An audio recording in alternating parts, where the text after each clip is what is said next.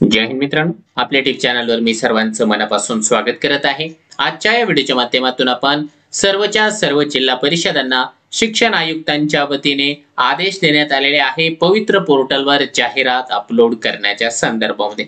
त्या पत्रामध्ये त्या आदेशामध्ये आणखी कोणत्या बाबींचा समावेश करण्यात आलेला आहे त्याविषयी देखील सविस्तर माहिती या व्हिडिओच्या माध्यमातून आपण जाणून घेणार आहोत। परंतु तत्पूर्वी आपण जर चॅनलवर नवीन असाल तर आमचे चॅनल सबस्क्राइब करा, साइडचे जे बेल आयकॉन आहे त्याला देखील प्रेस करा, जेणेकरून शिक्षक भरतीच्या संदर्भामधल्या कोणत्याही माहितीची अपडेट आपल्याकडून मिस होणार नाही।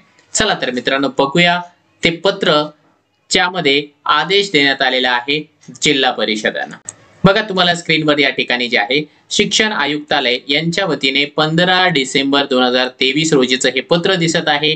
ते देखील अतिशय कालमर्यादेमध्ये आणि तत्काळ निर्गमित करण्यात आलेले हे पत्र आहे।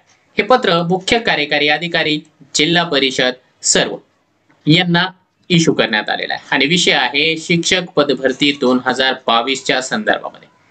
विषय असा आहे की शिक्षक पदभरतीसाठी पवित्र पोर्टलवर रिक्त पदांची जाहिरात देण्याची कारवाई करण्याबाबत आणि संदर्भ आहे शिक्षण संचालनालयाचं पत्र जो की 27/10/2023 चा आहे आणि त्याच्याशिवाय पवित्र पोर्टलवर जी सूचना होती 16/10/2023 ची ती या सूचनेमध्ये कशा प्रकारे जाहिरात अपलोड करायची त्याचं संपूर्ण डिटेल मध्ये अनालिसिस करण्यात आलेलं होतं। आता आयुक्त महोदयांच्या वतीने हे जे पत्र आहे ते शिक्षण आयुक्त सूरज मांढरे सर यांनी स्वतःच्या स्वाक्षरीनिशी दिलेलं आहे। आता यामध्ये ते काय सांगतायत की आपण जे आहे या ठिकाणी बुद्धिमत्ता चाचणी 2022 चं आयोजन केलं होतं 22/2/2023 ते 3/3/2023 दरम्यान। सदर परीक्षेला जे आहे प्रविष्ट झालेल्या उमेदवारांकडून पवित्र पोर्टलवर पदभरती करण्यासाठी असणारे जे स्वप्रमाणपत्र आहे ते देखील पूर्ण करण्यात आलेलं आहे। आता दरम्यानच्या कालावधीमध्ये 22-23 च्या आधारित जी संच मान्यता आहे आणि सामान्य प्रशासन विभागाचा जो शासन निर्णय आहे 6 जुलै 2021 चा त्यानुसार बिंदू नामावली प्रमाणित करण्याची आवश्यकता विचारात घेऊन सर्व जिल्हा परिषदांची बिंदू नामावली तपासून घेण्याची कारवाई पूर्ण झालेली आहे। म्हणजे सर्वच्या सर्व जिल्हा परिषदांचं रोस्टर आजच्या तारखेला कंप्लीट आहे। जर असं असेल तर शिक्षक पदभरतीसाठी माननीय उच्च न्यायालय खंडपीठ औरंगाबाद येथे जी जनहित याचिका आहे ज्यामध्ये की SMPIL चा उल्लेख त्यांनी या ठिकाणी केलेला आहे की त्या SMPIL मध्ये शासनाच्या वतीने वेळोवेळी उत्तर दिलेलं आहे। त्याचा जो क्रमांक आहे 02/2022 ती दाखल आहे। शाळांना शिक्षक वेळेत उपलब्ध करून देण्याची जबाबदारी तातडीने करणे आवश्यक आहे। सध्या सेवेतील शिक्षकांसाठी आंतरजिल्हा बदलीचा 6वा टप्पा ही याची कारवाई सुरू आहे। सदरच्या कारवाईसाठी सध्या रिक्त असलेली पदे विचारात घेण्यात येत असल्याने शिक्षक पदभरतीच्या जाहिरातीसाठी रिक्त आरक्षणाची नोंद करता येणार नाही। कारण काय आहे तर सध्या जे काही आंतरजिल्हा बदलीचा 6वा टप्पा आहे त्यामुळे। तथापि सदरच्या रिक्त जागांची निश्चिती कार्यकाळ पूर्ण करून जाहिरातीसाठी रिक्त आरक्षणाच्या पदांची माहिती उपलब्ध करून घ्यावी। आंतरजिल्हा बदली झाली की लगेच तुम्हाला जे आहे तुमच्याकडे असलेले जे काही रिक्त पदे आहे त्याची माहिती कळायला पाहिजे। त्यासाठी अनुसूचित जमाती प्रवर्गाच्या पेसा क्षेत्रातील रिक्त पदांच्या बाबतीमध्ये आपल्या स्तरावरून पदभरतीची कारवाई ऑफलाईन पद्धतीने करण्याबाबत जे कार्यालयाचं पत्र होतं 22/8/2023 चं त्यानुसार कळवण्यात आलं होतं की ST पेसाची जी ऑफलाईन विशेष शिक्षक भरती झाली त्याचा उल्लेख त्यांनी या ठिकाणी केलेला आहे। तथापि या प्रकरणी सर्वोच्च न्यायालयात दाखल याचिकेतील वेळोवेळी प्राप्त निर्देशानुसार आवश्यक ती कारवाई करावी। आता अनफॉर्च्युनेटली काय झालेलं आहे की ST पेसाची जी ऑफलाईन भरती या ठिकाणी सुरू होती त्याच्यामध्ये डॉक्युमेंट व्हेरिफिकेशनची प्रोसेस कंप्लीट झाली होती, फक्त शाळा अलॉट करणं बाकी होतं। त्यावरती सध्या तरी टेम्पररी स्टे आलेला आहे।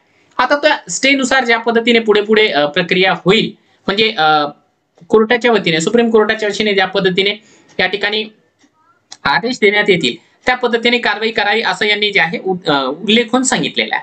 आता महत्वाचं काय आहे तर राज्यामधील सर्वच स्थानिक स्वराज्य संस्था तसेच खासगी संस्था यांच्या मार्फत चालविल्या जाणाऱ्या शाळांमधील जी रिक्त पदे आहेत ती भरण्यासाठी महा टीचर्स रिक्रुटमेंट या वेबसाईटवर आरक्षण व नोंद करून जाहिरात देण्याची जी सुविधा आहे 16/10/2023 पासून देण्यात आलेली आहे ती आजही चालूच आहे।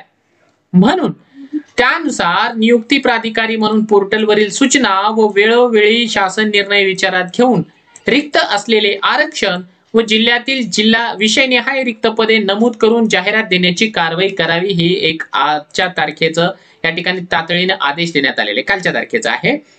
हा आदेश आहे। काय की तुम्ही जे आहे जो नियमावली आहे ते नियमावलीचं वाचन करा आणि दुसरी महत्वाची गोष्ट म्हणजे वेळोवेळी निघालेले जे शासन निर्णय आहे। आता शासन निर्णय काय आहे तर शासन निर्णय आहे वित्त विभागाचा की एकूण जागांच्या 80% पदांची जाहिरात आपल्याला देता येते, तेवढी पदे तुम्ही या ठिकाणी पोर्टलला अपलोड करा असे स्पष्ट निर्देश या ठिकाणी दिलेले आहे। त्यानंतर शालेय शिक्षण विभागाचा जो शासन निर्णय आहे 7 फेब्रुवारी 2019 चा, त्यामधील तरतुदीनुसार पवित्र पोर्टलवर जाहिरात देण्यासाठी रिक्त पदांचे सामाजिक आरक्षण, अध्यापनाचे गट आणि विषयनिहाय रिक्त पदांची माहिती पोर्टलवर नोंद करण्याची सुविधा शिक्षणाधिकारी प्राथमिक यांच्या लॉग इन वर देण्यात आलेली आहे। त्यानंतर शिक्षणाधिकारी प्राथमिक यांनी नोंद केलेली माहिती आपण पडताळणी करून योग्य असल्यास रोस्टर व विषयनिहाय रिक्त पदांसाठी आपल्या लॉग इन वर अप्रूव्ह करायचे आहे। त्यानंतर शिक्षणाधिकारी प्राथमिक यांच्या लॉग इन वर जनरेट ऍडव्हर्टाइजमेंट यावर क्लिक केल्यानंतर आपल्या जिल्हा परिषदेतील शिक्षक रिक्त पदांची जाहिरात जनरेट होणार आहे। म्हणजे काय आहे, शिक्षणाधिकाऱ्यांनी ती अपलोड करायची, त्यानंतर जे सीओ आहेत त्यांनी या ठिकाणी त्याला अप्रूव्ह करायचं। एकदा अप्रूव्ह झालं की जाहिरात त्यांना जनरेट करता येणार आहे तपासून पाहण्याकरिता। त्यानंतर शेवटचा पॉइंट त्यांनी या ठिकाणी मेन्शन केलेला आहे, सदरची कारवाई करण्यासाठी आवश्यक असणारी आरक्षण निहाय पदे, गट, विषयनिहाय रिक्त पदे यांची माहिती पडताळून जाहिरात देण्यासाठी तयार ठेवण्याच्या सूचना देण्यात आलेल्या आहेत।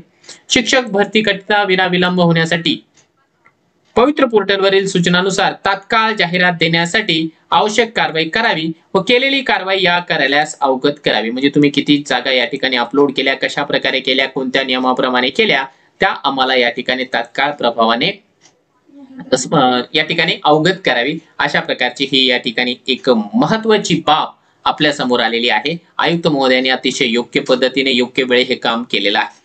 आता एकूण आपण जर का पाहायचं ठरवलं की नेमकी आपली जाहिरात कधीपर्यंत येऊ शकते किंवा जाहिरातीच्या संदर्भामध्ये एक्झॅक्टली जो काही अनालिसिस आहे ते काय आहे, तर एकूण यामध्ये मेन्शन केल्याप्रमाणे देखील की आंतरजिल्हा बदलीचा 6वा टप्पा सध्या सुरू आहे।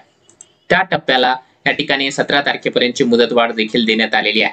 17 तारखेच्या नंतर मे बी मॅक्झिमम पॉसिबल आहे 3 ते 4 दिवसांमध्ये आंतरजिल्हा बदलीची प्रक्रिया होऊ शकते, कारण एकदा पूर्ण प्रोफाईल तर बनलेलीच आहे, परंतु त्यांनी आपला चॉईस जर दिला तर चॉईस दिल्याच्या नंतर 3 ते 4 दिवसांमध्ये आंतरजिल्हा बदलीची प्रक्रिया पार पडली जाऊ शकते।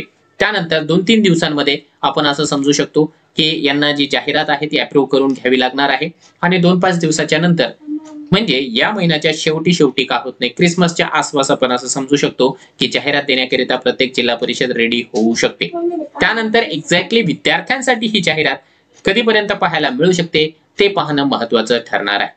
फक्त आता सर्वांची एकच इच्छा आहे की या शिक्षक भरतीमध्ये जे आहे कोणत्याही प्रकारचे अडथळे येऊ नये, सर्वांना सर्वसमान अशा प्रकारची जी काही त्यांचा वाटा आहे त्या वाट्याप्रमाणे जाहिराती याव्यात, जागा याव्यात, जेणेकरून जास्तीत जास्त जे गुणवत्ताधारक योग्यताधारक आहेत ते सर्वच्या सर्व आपापल्या जिल्ह्यामध्ये लागावेत। कारण आता जे आहे इथून पुढे बदली होणार नसल्या कारणाने प्रत्येकाची इच्छा आहे की आपल्याला आपल्या जिल्ह्यामध्ये या ठिकाणी लागायला पाहिजे आणि आपल्या जिल्ह्यामध्ये जर का जॉईनिंग घ्यायची असेल तर साहजिक आहे आपल्या जिल्ह्यामध्ये आपल्या कॅटेगरीची जागा येणं देखील अतिशय महत्वाचं ठरणार आहे।